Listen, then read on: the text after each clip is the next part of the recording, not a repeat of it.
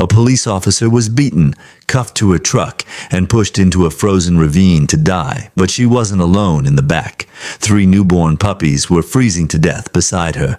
The man who did this thought the storm would hide his crime until a Navy SEAL and his dog heard a sound in the blizzard that changed everything. Before we begin, tell us where you are watching from. And if this story touches your heart, please subscribe for more. Anchorage, Alaska, a city clinging to the edge of civilization where the steel and glass of downtown quickly surrendered to the unforgiving vast wilderness of the north. Beyond the city limits, beyond the reach of reliable cell service and plowed roads, the real Alaska began. It was here, nestled in a remote valley shadowed by the Chugach Mountains, that Jasper Smith sought solitude. The structure he occupied was less a cabin and more a fortress built of thick logs and reinforced steel with triple-pane windows that defied the Arctic chill. It was a safe house in every sense. Jasper, a man built of disciplined angles and quiet intensity, was a Navy SEAL currently on administrative leave. He didn't come here to ski or sightsee. He came here to reset his internal compass, to let the profound silence of the snow-covered landscape drown out the noise of his recent operations. The silence, however, was currently under assault. A blizzard born somewhere in the Gulf of Alaska had slammed into the coastline and marched inland for 2 days. The world outside had been reduced to a screaming vortex of white. The wind howled like a grieving giant, throwing fists of ice against the windows. Inside a high-efficiency wood stove radiated a deep, penetrating warmth. Jasper sat in a sturdy armchair, cleaning a rifle component with meticulous practice movements at his feet. Lay Thor. Thor was a magnificent sable-coated German shepherd, lean and powerful. He was not a pet, but a partner, a specialized K9, who had served alongside Jasper in environments far less forgiving than this. 1. Thor was currently off duty as well, but his instincts never were. The dog's head, which had been resting peacefully on his paws, snapped up. A low growl rumbled deep in his chest, a sound Jasper had learned to trust more than most human intelligence. "What is it?" But Jasper's voice was low, calm, his hand stilled. Thor moved to the heavy oak door. He didn't bark. Not yet. He woofed a contained, percussive sound of urgent alert. Then he pressed his nose to the seam of the door, inhaling deeply, and let out a full, commanding bark that cut straight through the noise of the storm.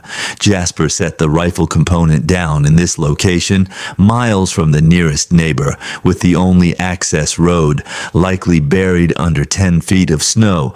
Visitors were not possible. A bear should be hibernating. A moose might wander close, but rarely provoked this reaction from Thor. "Show me," Jasper said. Thor barked again, scratching lightly at the door. Jasper trusted the dog's senses implicitly. He moved to the entryway, bypassing casual winter wear for the gear stored in a heavy-duty footlocker. He pulled on thermal-rated tactical pants, insulated composite toe boots, and a heavy fleece-lined waterproof shell. He secured a multi-tool, a compact medical kit, and a high-lumen flashlight to his belt. He pulled a heavy beanie down over his ears and zipped the Yar shell up to his chin. He grabbed a thermal imaging monocular from a charging port. "All right, let's see what has you so spooked." He opened the door, and the storm instantly tried to force its way inside. The wind ripped the air from his lungs. The snow wasn't falling, it was moving horizontally, a blinding sheet of white that reduced visibility to near zero. Thor plunged into the drift outside the door without hesitation. He was built for this, his thick undercoat protecting him. Jasper followed, leaning into the wind. The cold was brutal, a physical weight that pressed against his chest. "Lead," Jasper commanded. Thor bounded through the snow, stopping every few yards to look back. Ensuring Jasper was following, they moved away from the safety of the cabin, past the woodpile and toward a steep embankment that dropped off toward a frozen creek bed. The dog was clearly tracking a scent, his head high, pulling the scent from the violent wind. Jasper raised the thermal monocular. The world turned into shades of gray and black. The snow was cold. The trees were cold. He scanned the area, seeing nothing but the outlines of the landscape. But Thor was insistent, pushing forward toward the ravine. It took 10 minutes of grueling progress before Thor stopped dead at the edge of the drop. He barked downward, a frantic, echoing sound. Jasper moved to his side, shining his flashlight beam into the swirling snow below. At first he saw nothing. Then the beam caught something dark and unnatural against the white. A shape he navigated the decline, half sliding, half climbing down the rocky snow-covered slope. As he got closer, the shape resolved itself. It was a vehicle. It was upside down, nose deep into the snowdrift at the bottom of the ravine, a dark late-model SUV. His flashlight beam swept over the rear quarter panel, illuminating the faded ice-caked insignia of the Anchorage Police Department. His pulse quickened. This was not an accident. This was wrong. Thor secure, he ordered the dog, immediately took up a watchful position on the bank above, scanning for threats. Jasper approached the vehicle with caution. The passenger side was buried, but the driver's side was partially accessible. The window was shattered. He cleared away the snow and ice, his flashlight beam piercing the darkness inside. A woman was hanging upside down, held in place by her seatbelt.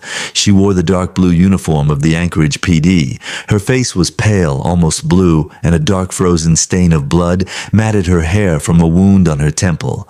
He reached through the broken window, his gloved fingers pressing against her neck, a pulse faint, thready, but it was there, okay? He said to himself. We're moving. He worked quickly, using G, the knife on his multi-tool to slice through the heavy-duty seatbelt. She fell partially, and he supported her weight as he worked to untangle her from the steering column as he pulled her partially free. His light illuminated her wrists, and his blood ran cold. Her left wrist was secured to the steering wheel column, not with a seatbelt, not with debris. It was locked tight with a pair of standard-issue police handcuffs. This was not an accident. This was not a routine patrol gone wrong. This was an execution. A new sound, barely audible, registered over the wind. A high-pitched, desperate whine. It wasn't coming from the woman. Jasper scanned the vehicle. His light hit the rear cargo area. A K-9 transport cage was mangled, but intact. He forced the rear hatch open, the hinges screaming in protest. Inside the cage, huddled together for warmth, were 3 German Shepherd puppies. They couldn't have been more than a few weeks old. They were tiny, shivering violently, their coats dusted with snow that had blown in through the wreckage. One of them, the source of the whine, lifted its head weakly before collapsing back onto its siblings. They were dying. No, Jasper muttered. There was no time for anger, only action. He unzipped his shell jacket, working with a speed that defied the numbing cold. He scooped the 3 small, frigid bodies out of the cage. They felt impossibly light, their breathing shallow. He tucked all 3 of them inside his jacket, zipping it up to shield them against his own chest, hoping his body heat could make a difference. He returned to the driver's side. The officer, he checked her nameplate, Luna Wilson. Luna, he said, his voice loud and clear. My name is Jasper. I'm getting you out. She remained unconscious. He braced himself, found his footing in the deep snow, and carefully extracted her from the SUV. She was light, her body limp with deep hypothermia. He assessed the handcuffs again. He couldn't get her back to the cabin. With her arm still chained to a piece of wreckage, he returned to the vehicle, dug through the snow, and located her duty belt partially buried. He found her cuff key. His fingers were numb stiff, but his training took over. He inserted the key, turned it, and the metal clicked open. He repositioned her, securing her across his shoulders in a fireman's carry. It was awkward with the 3 puppies shifting against his chest, but it was manageable. Thor home, he yelled into the wind. The dog barked a single confirmation and began to chart the path back up the embankment. The return trip was a nightmare. The wind was a physical barrier trying to push him back. Every step was a battle. Luna was a dead weight, and the puppies inside his jacket were terrifyingly still. He focused on Thor's dark shape ahead, a beacon in the white chaos. He put one foot in front of the other, his legs burning, his lungs aching from the frozen air. He didn't think about the handcuffs. He didn't think about who would do this. He just moved. Finally, the dark shape of the cabin loomed out of the storm. He kicked the door open, stumbled inside, and was hit by the blast of welcoming dry heat. He didn't pause. He gently laid Luna down on the thick bearskin rug in front of the wood stove. He immediately turned his attention to the pups. He unzipped his jacket and pulled them out. They were still breathing good. He breathed. He grabbed several clean towels from a nearby linen closet, setting them near the fire to warm. He gently, vigorously dried the melting snow from their fur, trying to stimulate their circulation. They were so cold, Thor, his own coat covered in ice, nudged the smallest pup with his nose whining softly. Jasper looked from the three barely living puppies to the unconscious, bleeding and handcuffed police officer lying on his floor. The storm raged outside, but the real threat, he knew, was human, and whoever had left Luna Wilson to die in the ice, they were still out there. The heavy oak door slammed shut, cutting off the howl of the blizzard with a heavy final thud. The sudden silence of the CE oven was immense, broken only by the crackle of the wood stove and Jasper's own strained breathing. The air was thick with the scent of burning birch and dry pine. He didn't spare a moment. The mission was triage. His priorities were clear. Pups first. Then the woman. The puppies were smaller, more fragile. Their window for survival measured in minutes. He moved past the unconscious officer Luna for a moment, keeping the three small forms tucked against his chest. He grabbed a sturdy wooden crate that he used for kindling, emptied it, and lined it with the thick towels he had already laid by the hearth. He created a deep, soft nest. He placed the box a safe distance from the stove, close enough for its radiant heat, but far enough to prevent overheating. Gently, one by one, he placed the puppies inside. They were so still he checked each one. Their gums were pale, their bodies frigid. He began to rub them vigorously one at a time with a new dry towel. It was a harsh, fast motion designed to stimulate blood flow and generate friction. Heat, come on. He muttered, his voice a low rumble. Stay with me, Thor. His own fur dripping with melted snow, approached the box. He pushed his great head in his black nose, nudging the smallest, stillest pup. He let out a soft, high-pitched whine, a sound of profound concern. Watch them, Jasper ordered Thor. Immediately lay down beside the crate, creating a living wall of fur and warmth, his body positioned between the pups and the rest of the room. He panted softly, his warm breath blanketing the nesting box with the pups in Thor's care. Jasper turned his full attention to the woman, Luna Wilson. She lay on the bearskin rug where he'd placed her, a small dark pool of melting snow forming beneath her. She was soaked. Her uniform was a frozen shell. Hypothermia was his first enemy. Her injuries were the second. His actions were methodical, impersonal. He was no longer Jasper, the man on leave. He was the medic for his team. He retrieved his primary med kit, a comprehensive bag that held Faye, or more than standard first aid. He grabbed several thick wool blankets from his bed. First, he had to get her out of the wet uniform. He used his trauma shears, the heavy-duty scissors cutting through the frozen fabric of her pants and duty shirt with practiced efficiency. He cut away the layers, exposing the skin underneath. The cold had preserved her, but she was dangerously pale, her skin mottled. He worked quickly, covering every part of her. He exposed with the dry, warm wool blankets, tucking them in tightly. It was as he removed the last layer of her undershirt that he paused. His initial observation in the storm was now confirmed in the bright, warm light of the cabin. This was no accident. The wound on her head was bad, a deep laceration that had bled profusely, but it was consistent with hitting the steering wheel. The marks on her wrist from the handcuffs were raw and chafed, but that wasn't all. A constellation of dark, ugly bruises shadowed the left side of her jaw and cheek. Another bloom of purple and black was forming on her throat in a pattern that looked chillingly like finger marks. As he exposed her torso to check for broken ribs, he saw more circular, fading yellow-green bruises on her ribs, evidence of older, repeated injuries, and one fresh, massive purple mark on her side that was definitely new. Someone had beaten her systematically. He pushed the observation aside and returned to medicine. He felt her ribs, her collarbone, her limbs, checking for breaks. Miraculously, nothing seemed shattered, though she would be in agony.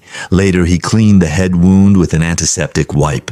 It was deep, but the cold had slowed the bleeding. "You're lucky the blizzard hit," he said quietly to the unconscious woman, "or you'd have bled out." He couldn't stitch it, but he applied several butterfly closures, pulling the edges of the wound together tightly, then covered it with a sterile pressure dressing. He checked her pupils with a small penlight. They were even, but sluggish. A concussion? Almost certain. Maybe worse, he elevated her feet slightly and wrapped her in another final layer, a heavy thermal foil space blanket cocooning her completely. Leaving only her face exposed with her stabilized, he stood and took stock. He looked at her, discarded shredded uniform lying on the floor. He picked up the heavy-duty belt. Her sidearm was gone, the holster was empty. Her radio was still attached, but the casing was cracked and the unit was dead, either from the impact or the ice. He found her badge and ID in a saturated wallet, Officer Luna Wilson, K9 unit. He looked at the 3 puppies who were now stirring, one of them managing a weak squeaking cry, K9 unit. These weren't just any pups. They were her partners or meant to be. Jasper fed another log into the stove, the flames leaping up to consume it. The safe house was secure. The storm was an impenetrable wall keeping him in, but also keeping everyone else out, for now they were safe. He moved to the small kitchenette and heated some water, mixing it with a packet of electrolytes from his kit. He found a clean oral syringe he kept for animal first aid. He went to the Pups box. Thor lifted his head but didn't move, accepting Jasper's presence. He sat on the floor and gently opened the mouth of the strongest pup, giving it a few drops of the warm fluid. The pup swallowed reflexively. He did the same for the other 2. It was a slow, painstaking process. An hour passed. Then 2, the cabin was a pocket of tense quiet. The only sounds were the fire, the wind, and the now regular weak moans from the crate. Luna hadn't stirred. Jasper sat in his armchair, not cleaning his rifle, not reading, just watching. He watched the steady shallow rise and fall of Luna's chest under the mountain of blankets. He watched Thor, who had not left his post, his ears swiveling at every pop from the fire, his gaze fixed on the door. He was a man trained for enemies. He could see he was trained to assault, to breach, to neutralize. This was different. This was a defensive operation. He was protecting a battered unknown officer and her 3 infant dogs from a threat he couldn't see, hidden by a blizzard armed with police-issue handcuffs and a motive brutal enough to leave a woman to freeze to death. He was on leave, but the war, it seemed, had followed him home. Pain was the first signal, a sharp throbbing agony that started at her temple and radiated down her neck. The second was the smell of wood smoke. The third was the unfamiliar heavy warmth. Luna Wilson's eyes snapped open. Her world was a blur of soft, flickering orange light. She was lying on her back, looking up at a rough-hewn log ceiling. She tried to sit up, but a fiery bolt of pain shot through her ribs, forcing her back down with a sharp intake of breath. Easy? The voice was deep, calm, and close. Luna's training ignited, overriding the pain. She rolled to her side, ignoring the agony, and tried to scramble away. She was in an unknown structure. A man was sitting in an armchair just feet away. He was large, silhouetted against the fire. He didn't move, just watched her. His stillness was more unnerving than any threat beside him. A massive German shepherd stood up, its head low, emitting a growl so deep it seemed to vibrate in her bones. "Where am I? Who are you?" she demanded, her voice a raw rasp. Her hand instinctively went to her hip for the sidearm that wasn't there. Her holster was empty. Panic surged through her, cold and sharp. "You're safe," the man. Jasper kept his voice even, his hands resting on the arms of the chair, visible. "My name is Jasper Smith. You're in my cabin. I found you in the storm." The storm, the memory hit her like a physical blow.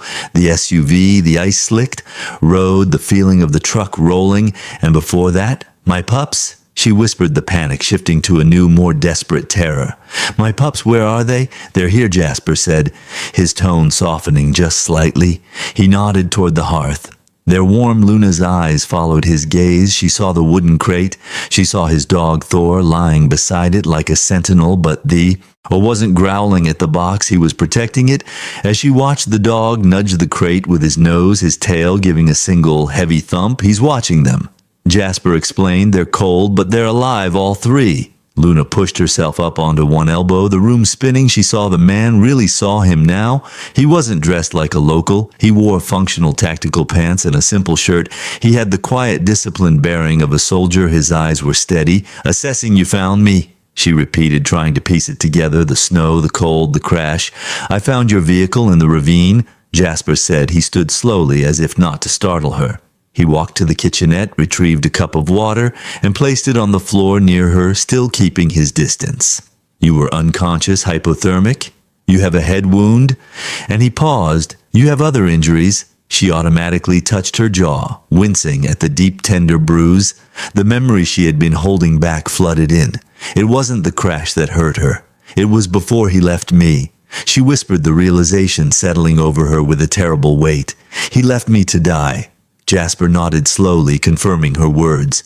You were cuffed to the steering wheel. Your gun is gone. Luna stared at him, the last wall of her defense crumbling. This stranger knew he had seen it. He wasn't part of it. He had saved her. She began to shake, not from the cold, but from the shock. The pups they're weak, Jasper said honestly.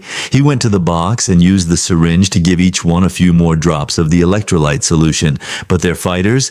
Luna watched his large calloused hands handle the tiny puppies with surprising gentleness. She saw Thor observing his expression, one of canine concern. As a canine officer, she knew dogs. She knew a stable, well-trained working animal when she saw one. This dog was solid, and the man, by extension, was likely the same. She drank the water, the cool liquid soothing her raw throat. He knew I was coming, she said, her voice hollow. Jasper sat back down, who Lieutenant Marcus Riley, as she spoke. His name, a fresh wave of betrayal washed over her. Mark, he's my superior. He runs the K9 unit for the Anchorage PD. Jasper listened, his expression unreadable. He's a hero. Luna continued the words, tasting like ash.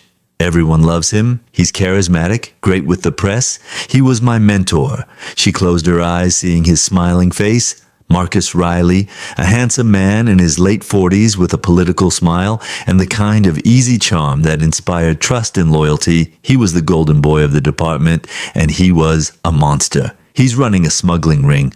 Luna said the words, tumbling out, using the K9 transport routes, drugs untraceable, firearms. They'd move our vans across the state. No one ever stops a K9 unit for a full search. It was brilliant. It was disgusting. You found out, Jasper stated. It wasn't a question. I found it by accident, a discrepancy in the transport logs, a GPS tracker that showed one of our vans going miles off route to a private airfield. I started digging quietly. She coughed a dry, painful sound. I got it all: shipping, manifest, bank transfers, an encrypted hard drive with everything I was going to.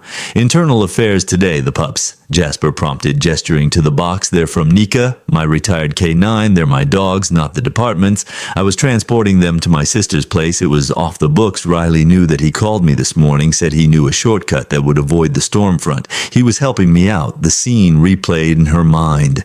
The remote access road, Riley's personal vehicle blocking the path he'd gotten out. Smiling, he said there was a change of plans. He asked me for the drive. I didn't know. He knew I must have. My face must have given it away. Her voice broke. He wasn't alone. He signaled, and his partner. They dragged me out of the truck. He tore the SUV apart. He searched me. He kept screaming, "Where is it?" She touched the bruise on her throat. He beat me. He kept hitting me. I didn't find the drive, Jasper said. Luna shook her head.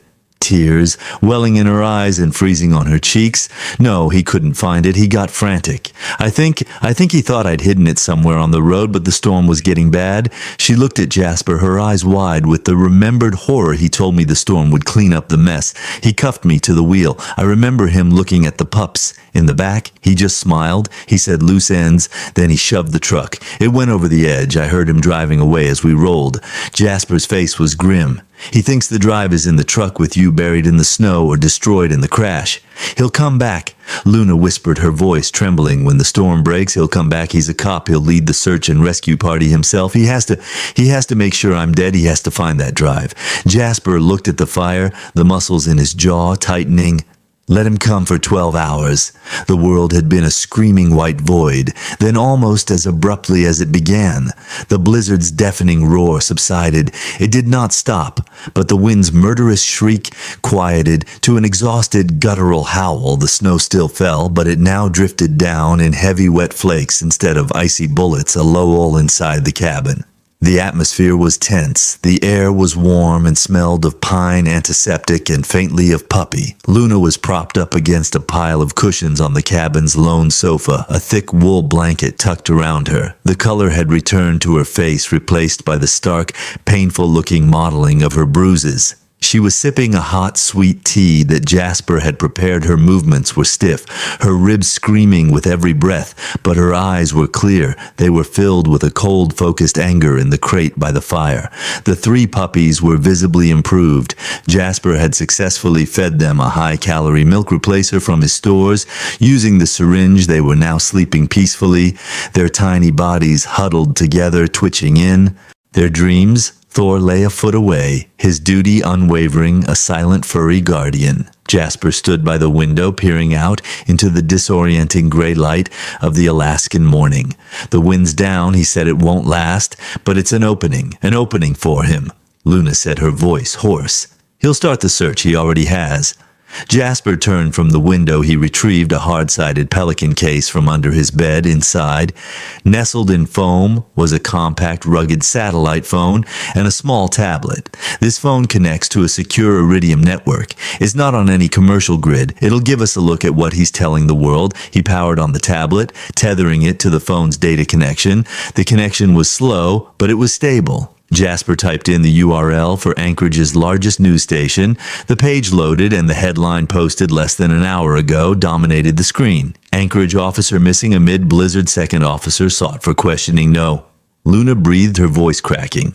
Jasper read the article aloud, his voice flat, devoid of emotion. Anchorage police are conducting a desperate search for Officer Benjamin Carter, who disappeared during a routine patrol check early this morning. His vehicle was found abandoned on a service road near the Nick River. Ben, oh no, Ben, Luna whispered, her eyes shutting tight. Jasper paused, looking at her. Who is Ben Carter? He was my friend. Luna stammered, the first real tears tracing paths down her bruised cheeks.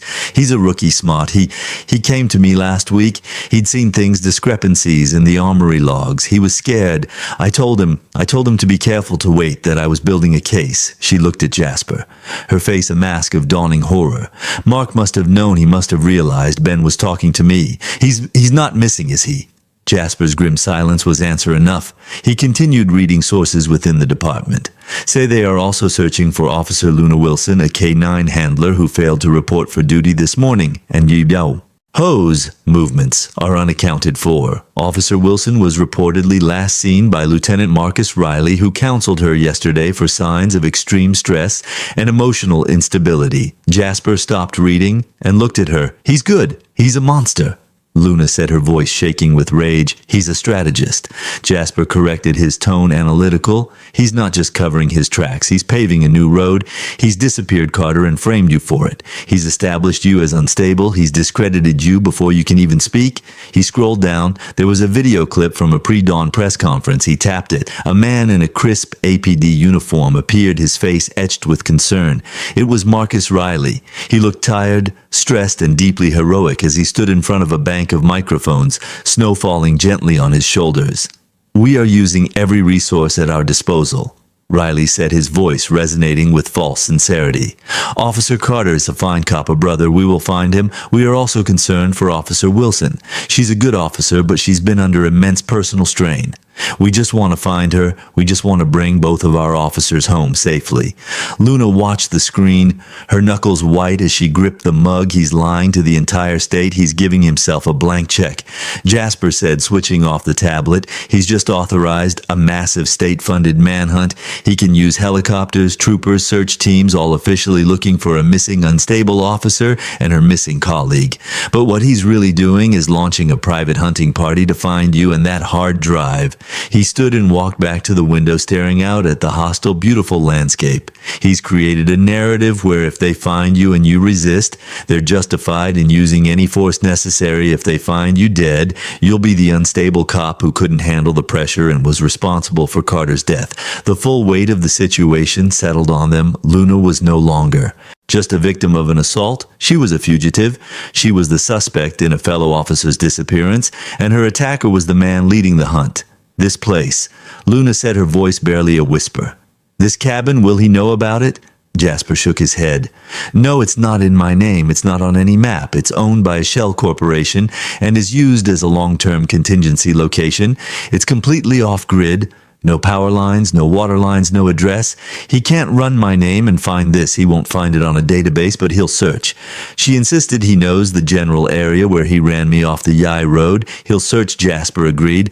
The storm is our best defense. It's covered your tracks and mine. It's keeping the helicopters grounded, but this lull, it gives him a window and he's going to use it. A new sound, a faint, high-pitched cry, came from the box. Luna pushed the blankets aside, wincing as she slowly, painfully got to her feet. She walked over to the crate and knelt. Thor looked up, accepting her presence. She reached in and gently scooped up the smallest pup, the one she'd feared wouldn't make it. She held it against her chest, its tiny body warm. His name is Kodiak, she whispered, stroking its soft fur. The other two are Tundra and Echo. She looked up at Jasper, her eyes hard. He didn't just try to kill me. He tried to kill them. He killed Ben. She held the puppy closer. He's not just a strategist. He's sloppy. He left a witness. He left me. Jasper nodded, recognizing the shift. The fear was being replaced by the cold, hard resolve he knew so well. It was the moment a victim became a survivor. He left you. Jasper confirmed, and he has no idea what you're capable of, but first, we need to make sure he can't find you. The cabin had become their world. Outside, the storm had returned with a vengeance, erasing the brief lull and confirming their isolation. The wind screamed a constant high-pitched assault that vibrated through the log walls, but inside, there was a strange, focused calm. The safe house was holding Jay. Asper had given Luna a tour of the small, hyper-efficient space. It was stocked for a long-term siege freeze-dried food, a sophisticated water filtration system, a cache of medical supplies, and a small arsenal secured in a biometric safe. They were trapped, but they were not helpless. Riley's first move after the storm breaks will be to fly the area. Jasper said, his voice a low counterpoint to the wind. He was cleaning his rifle, the parts laid out on the table with surgical precision. He'll use a state helicopter official search and rescue. He'll be looking for the wreck he needs to find. That drive Luna sat at the table, wincing as she moved. Her ribs were a galaxy of pain. Jasper had given her a compression bandage, which helped. He'll find the truck, but he won't find the drive. He'll realize it's not there. Then he'll realize I wasn't dead when I crashed, and he'll realize you're alive, Jasper concluded, snapping a component back into place, which means his search will become a hunt. You're a cop, you're trained, but you're not trained for this. Not for him. Luna bristled, I can handle myself. Jasper looked up, his eyes, neutral, analytical. You were trained to de-escalate, to detain, to arrest. Riley isn't coming to arrest you. He's coming to execute you. You can't fight him like a cop. He stood. Show me, show you what, how you handle yourself. He moved to the center of the room. You're injured, but the principles are the same. Come at me. Luna hesitated. This is ridiculous. He won't think so. Move. She stood, her body stiff. She fell into a standard police defensive stance. Jasper simply stood there, relaxed. That stance is for a threat. You want to keep at bay. It's defensive. You need to be offensive. She lunged a quick practice palm heel strike aimed at his chest. Jasper didn't block it. He simply moved, flowing inside her guard before she could register. He had deflected her arm, spun her, and had her in a controlling hold, his forearm pressed firmly against her throat from behind. It was over in less than a second. He hadn't hurt her, but he hadn't been gentle. He released her instantly. Luna stumbled, coughing, her eyes wide. You're fast, he complimented, but you telegraphed the move. You were committed to the strike. I used your own momentum against you. He motioned her back again, but this time, don't just try to hit me. Try to stop me permanently for an hour. They worked. He showed her seal, base close quarters combat. It was brutal, efficient, and void of wasted motion. It was about leverage, not strength. It was about ending a fight, not winning it. He taught her how to use an attacker's grip to break their balance, how to strike at nerve clusters, how to turn any object into a weapon. You're fighting for your life. He said, his voice steady, not for a judge or a jury. Forget the rule book. The rule book is what got Ben Carter killed. The name hung in the air, cold and heavy. Luna's next move was different. It was fueled by a sudden sharp spike of grief and rage. She moved faster, harder. She still couldn't land a blow, but she was learning. She was adapting better. He said, stepping back. We'll work on weapons, transitioning later. He returned to the table and she slumped back onto the sofa, breathing heavily, her respect for him growing. He wasn't wasn't just a soldier. He was a master of his craft. He was also right. She had been trained to uphold the law. He was trained to survive the absence of it. Later, the tension broke. It was time to feed the puppies. The small routine task felt sacred in the besieged cabin. Jasper mixed the warm milk replacer and Luna insisting she do it. Knelt by the crate, Kodiak, Tundra, and Echo were stronger now.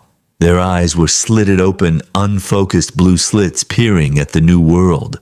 They scrambled over each other, their muses becoming more demanding. Thor lay nearby, a benevolent giant. He watched Luna's gentle hands with interest. Tundra, the most adventurous, managed to tumble over the edge of the shallow box. Thor lifted his massive head, extended his neck, and nudged the tiny pup with his coal. Wet nose. He pushed the pup gently like a furry bulldozer until it was back in the safety of the crate. Then he gave it a single quick lick. Luna laughed, a raw, rusty sound. She hadn't expected, he's an uncle, he's a guardian. Jasper said, watching the scene, he understands, Pack. He knows they're with us. He sat on the floor a few feet away and began field stripping his sidearm. The metallic click-clack of the parts was a comforting domestic sound. In the heavily armed cabin, a bond was forming, forged in the shared threat and the mutual care for the new life in the room. They were a strange, fractured pack. The seal, the hunted cop, the veteran K9, and the 3 orphans after the pups were fed and sleeping. Luna looked at Jasper, her expression serious. You're right. We have to assume Riley will find this place. We can't stay, and we can't get caught with the evidence. Where is it? Jasper asked, his hand still moving over his weapon. You said he tore the truck apart and searched you. You obviously didn't have it on you. He tore my uniform apart. Luna confirmed, her voice low. He checked my pockets, the lining of my vest, my boots. He's thorough, but he's also arrogant. He sees things in categories, cops, criminals, assets, and she paused, then walked back to the crate and trash.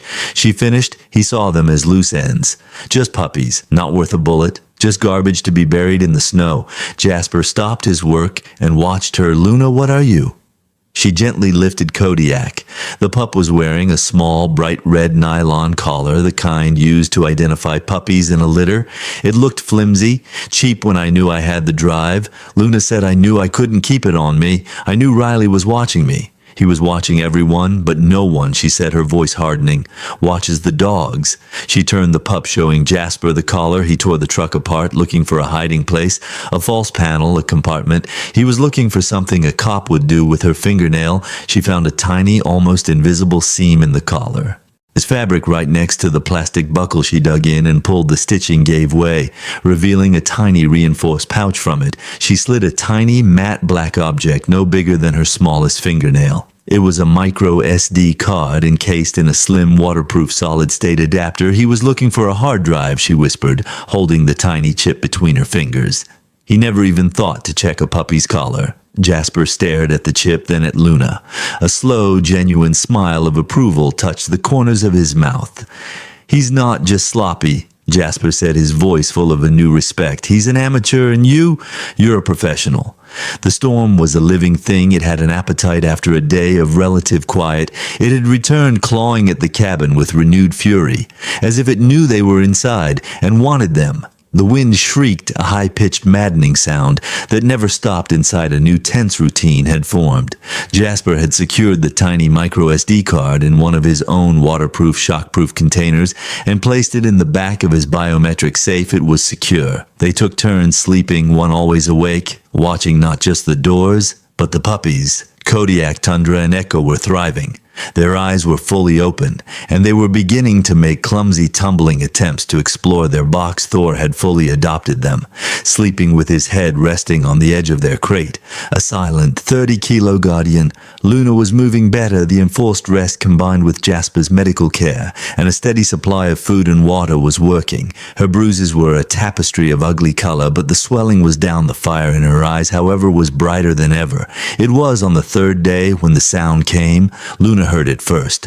Her K9 handler ears were tuned to noises that didn't belong. Wait, she whispered, her head tilting. Jasper was already moving to the window. The wind was howling, but beneath it, a new rhythmic and mechanical sound was beating its way through the air. Swap, swap, swap, swap. It waved as the unmistakable pulse-pounding sound of a helicopter. He's flying in this. Luna said, her voice tight with disbelief. Jasper didn't answer. He retrieved his thermal monocular. He wiped the frost from the window pane and pressed the optic to the glass. The world turned black and white. The snow was a sea of cold gray, and there against the dark outline of the ridge was a bright white heat signature. It was a single-rotor helicopter, an AS-350, the kind the state troopers and APD used for search and rescue. It was flying low and slow, battling the high winds, moving in a methodical grid pattern. It was miles away, but it was coming closer. He's found the truck. Jasper said, his voice flat. He tracked the aircraft as it made a slow turn. He's not searching for the truck, he's searching from it. He's spiraling out, looking for any sign of life. They watched in silence as the helicopter fought the air currents for nearly an hour. It drew closer, close enough for them to see the blue and white paint scheme through the swirling snow. Before the weather finally became too much, the helicopter banked hard and retreated, a defeated bird disappearing back into the gray. "That's it?" Luna asked, letting out a breath she'd been holding. "That's phase one." Jasper said, he found the wreck. He didn't find the drive. He didn't find your body. He knows you're alive now. Phase two begins. Phase two came 3 hours later. This time, Thor gave the warning. The dog, who had been dozing, suddenly lifted his head, his ears erect. He didn't growl, he just stared at the door, his entire body rigid. Jasper looked at Luna, the box, the back closet. Now Luna's heart hammered. She grabbed the crate with the 3 puppies. They mewed in protest as she hurried them into a small, insulated storage closet at the back of the cabin stay. She whispered, her voice trembling. She shut the heavy door, muffling the sound. Thor, Jasper commanded Immer. It was the command for a downstay in a bucket, or concealed location. Thor instantly moved from the hearth and lay down in the dark shadow under Jasper's cot, invisible unless you were looking for him. Jasper moved to the gun safe. He bypassed his tactical HK-4016. That was not the right tool. He pulled out a civilian model bolt-action hunting rifle. He slung it muzzle down over his back. He grabbed a heavy woodsman's axe from beside the hearth. He pulled on his boots and his heavy snow-covered shell jacket, making sure he looked the part. He nodded at Luna. "You were never here. I was never here. We do not exist." He pointed to the closet. Not a sound. No matter what, he opened the cabin door and stepped out onto the porch, slamming it behind him. He began splitting a log with the axe, the thwack of the steel biting into wood, echoing in the small clearing. He was just a local interrupted through the snow. He heard them, the high-pitched whine of high RPM engines. Moments later, 3 snowmobiles burst through the tree line. They were high-performance machines, not trail riders. They pulled up, engines idling, forming a semicircle in front of his porch. Jasper rested his axe on the log and stared at them, his face a mask of hostile indifference. The man in the center was Marcus Riley. He was exactly as he'd appeared on the news. Handsome, confident, his APD-issued winter gear immaculate.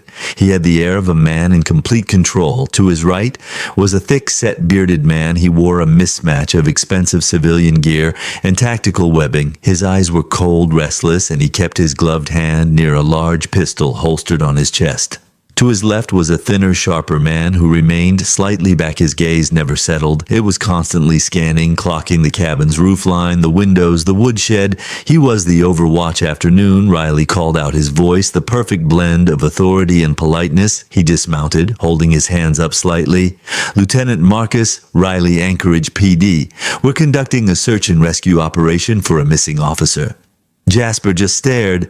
Riley continued, undeterred by the Sikia's old reception vehicle was found a couple of clicks south. "We're checking all cabins and structures in the area. You seen anyone? A woman alone on foot? Seen the storm?" Jasper bit out, his voice low and gravely. "That's it. This is private property. I understand that, Sir." Riley said, his smile still in place, "but this is a life or death situation.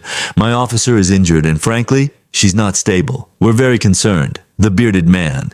Gage chimed in, his voice a harsh rasp. "We need to come inside, check your cabin."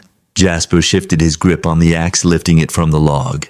"You're not coming inside, sir," Riley said, his tone hardening slightly, the charm fading. "I am conducting an official search. We have reason to believe our officer may be seeking shelter, and she's a danger to herself and others. Now we can do this easy." "You're not listening," Jasper cut him off. "You're not coming in. You don't have a warrant. You're trespassing." Gage dismounted and took a step forward, his hand dropping to his weapon. "You'd better show some respect for the badge, old man." Jasper turned his head, his eyes locking onto Gage. He said nothing. The sheer cold lack of fear in his gaze made the bigger man pause. "Stand down," Gage Riley snapped. He looked Jasper up and down the rugged cabin, the non-regulation rifle, the axe, the defiant posture. He saw a problem, a typical anti-government Alaskan homesteader, a complication. "Look, friend," Riley said, trying a new tactic. "I don't want any trouble, but I'm going to be very clear. That woman is a fugitive. She's wanted for the disappearance of another officer. If you are harboring her, you are committing a serious crime." Jasper felt a small click from the tiny audio recorder he'd activated in his breast pocket. "Harboring? I'm splitting wood? I told you I haven't seen anyone. Your fugitive isn't my problem." Riley's face changed. The mask of the concerned lieutenant fell away, replaced by the cold, hard face of the man who had left Luna to die. "Right now the storm's turning, but I'll be back, and when I come back, I'm not coming back to ask polite questions. You're threatening me." Jasper asked. "I'm giving you a warning." Riley snarled, his voice a low threat. "This is a capital investigation. When this weather clears, I will be back with a no-knock warrant and a tactical team, and we will tear this place apart for your own safety. I'd advise you not to be here when we do." He had said it. He had confirmed his intentions. Riley got back on his machine. "You're making a big mistake, friend." He and his team turned their snowmobiles around and blasted off into the snow, leaving the smell of two-stroke exhaust hanging in the frozen air. Jasper waited until the sound had completely faded. He went back inside, locking the heavy door behind him. Luna emerged from the closet, her face pale. He saw you. He saw what I wanted him to see." Jasper said he pulled the small recorder from his pocket and clicked it off. "A hostile local, a problem he can solve with a warrant." He looked at Luna, his eyes grim. "But he told us everything. Capital investigation, no-knock warrant, tactical team, he's not coming back to arrest you. Luna, he's coming back to clean up his mess. He's planning an assault." The moment Riley's snowmobile vanished into the trees, the cabin shifted from a shelter to a command post. The air, which had been thick with tension, now crackled with cold, hard purpose. "He's not bluffing," Luna said, her voice low. She was pacing, the pain in her ribs forgotten, replaced by adrenaline. "A no-knock, he's going to stage it, he'll breach, and his men will find you a hostile squatter, and me, the fugitive resisting arrest, will be neutralized. Case closed." He's overplayed his hand. Jasper said he was already moving to the Pelican case. He pulled out the sat phone and the audio recorder. He just threatened a civilian. He just confessed his intent to use a tactical team for a personal vendetta. He plugged the recorder into his tablet. The file uploaded. He powered on the phone. "He's given us the justification. We just need the cavalry loon." A watched him. "You can't call the Anchorage PD. Riley is the Anchorage PD, or at least the part that matters. Who can you call?" Jasper's fingers were already dialing a number from memory. "Joint Base, Elmendorf Richardson. It's a joint base, Army, Air Force, and Navy. My people have a liaison office there." "NCIS?" The call connected, a sterile beep in the warm cabin. A moment later, a crisp, professional voice answered Jensen. "Sarah, it's Jasper. I'm active," he said. "No preamble code. Winter Fox." There was no hesitation on the other end. The voice, Special Agent Sarah Jensen, shifted from professional to tactical. She was a sharp, no-nonsense operative who had worked with Jasper's unit before coordinating their stateside logistics. She knew Winter Fox meant he was on U.S. soil, in deep and outside his official jurisdiction. "Go," she said. "I am at a secure location. Coordinates to follow. I have a priority 1 witness. APD Officer Luna Wilson." He uploaded the audio file and a photo of Luna's battered ID. She is a whistleblower in a massive APD smuggling ring run by Lieutenant Marcus Riley. Riley and his team attempted to execute her. She has the primary evidence. Riley has located this cabin. He has just confirmed on tape his intent to return with a tactical team under the false pretense of a no-knock warrant to execute us both. "Understood." Sarah's voice was ice. "The weather is still high. Risk air support is dicey. How much time do we have? He'll move at the next lull. The storm is our only shield. He's on snowmobiles, so he's ground-based. I need a QRF. I need them to be heavier than he is. Riley's APD. This is a jurisdictional nightmare. He's a murderer, Sarah, and he's hunting a friendly fix the jurisdiction." Jasper said. A pause. "Understood. We'll handle the politics. I'll get a team from Jaber. We'll be ready to roll when the weather gives us a window. Your job, Jasper, is to hold the line, stay alive, and protect that witness copy," Jasper said, and ended the call. He turned to Luna. "They're coming. What do we do now?" "Now," Jasper said, opening his biometric gun. "Safe. We prepare." He didn't plan to hold the cabin, he planned to use it. He pulled out his own primary weapon, a suppressed HK-416, and several magazines. He handed Luna his backup sidearm, a Glock 19, and 3 magazines. Her hand was steady as she accepted it, her movements fluid as she checked the chamber. The training from the day before had focused her. Riley is coming with a team, Jasper said. They'll breach the front. They'll expect me to be the hostile homesteader. They'll be looking for a fight. They'll get one. Luna said, her jaw set. No, Jasper countered. We won't give them one. We give them a ghost. He walked to the center of the room and kicked back the heavy bearskin rug, revealing a reinforced insulated trapdoor. Root cellar. It's shielded and the ventilation is baffled. You the Pups and Thor, you go down there, what? No, Luna protested. I'm not hiding in a hole while you fight them. I'm a cop. I'm in this. You're the witness. Jasper said, his voice hard. You are the one thing that matters. That micro SD card in your pocket is the mission. If you are captured, if that evidence is lost, he wins. Ben Carter's death means nothing. Your job is to protect that evidence. Thor will be with you. He'll guard the door. He looked at her, his expression softening slightly. My job is to delay. I'm not going to beat them. Luna, I'm just going to keep them busy until the real good guys show up. Trust me. Luna stared at him, her pride warring with his logic. He was right. She nodded her hand, instinctively touching the pocket where the tiny chip now resided. They moved the crate of puppies into the small dark cellar. Thor jumped down without hesitation, understanding the order. He lay down in the darkness, watching the stairs. Luna looked at Jasper one last time, then descended, pulling the heavy door down. It fit flush with the floor.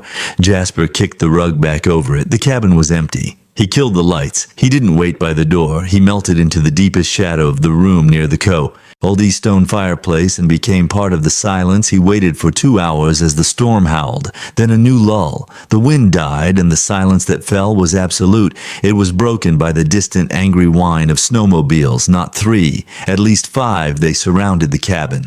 Jasper listened, counting the footsteps in the snow. Heavy tactical. This is Lieutenant Riley, Anchorage PD. The voice boomed, amplified by a bullhorn. We have a warrant for this structure occupant. Come out with your hands raised. Silence, no response. Tactical team, breach, breach, breach. Heavy ram hit the reinforced door. Thud, the wood held. Thud, the frame splintered. The door flew open and 2 men, Gage and Cross, poured in, rifles up, flashlights, cutting the dark clearing. Gage yelled. They swept the room. It was empty. Where is he, Cross? Hissed, looking for me.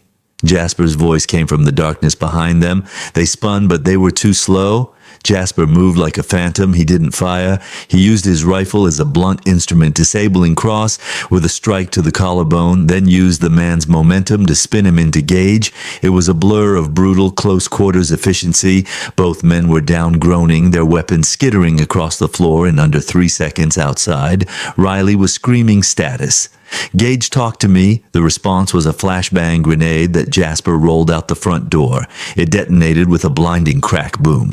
Disorienting the men on the porch, he's armed. Open fire. Riley roared, his composure gone. The world exploded. The other 2 men on Riley's team opened fire, their rifles spitting automatic fire into the cabin. Bullets ripped through the windows, splintering the log walls, tearing the sofa to shreds. Jasper was pinned behind, the solid stone chimney fragments of wood peppering his back. They were going to level the place, and then a new sound. A sound that drowned out the gunfire. A deep, thunderous whomp, whomp, whomp that shook the very foundation of the cabin. A blinding white searchlight hit the clearing, turning. Night into day, this is Ensis. All APD personnel, ceasefire. Drop your weapons, hands in the air. You are surrounded. Riley and his men froze, a massive dark shape. A Black Hawk helicopter from Jabir hung in the air above them, its side door open, a sniper sighting them from the woods. 2 military SUV snowcrawlers burst into the clearing, their floodlights pinning Riley's team. A dozen soldiers in Arctic white tactical gear deployed, forming a perimeter. Their rifles leveled. A figure in a dark blue NCIS jacket stepped from the lead vehicle, Special Agent Sarah Jensen. She walked calmly toward Riley, her sidearm aimed steadily at his chest. Riley stared, his face a mask of utter disbelief and ruin. Lieutenant Marcus Riley. Agent Jensen's voice was cold and clear, cutting through the sudden silence. You are under arrest for conspiracy, aggravated assault, and suspicion of murder. As her team cuffed Riley and his stunned corrupt officers, Jasper lowered his rifle. He kicked the rug aside and threw open the trapdoor. Luna emerged, her Glock still in her hand.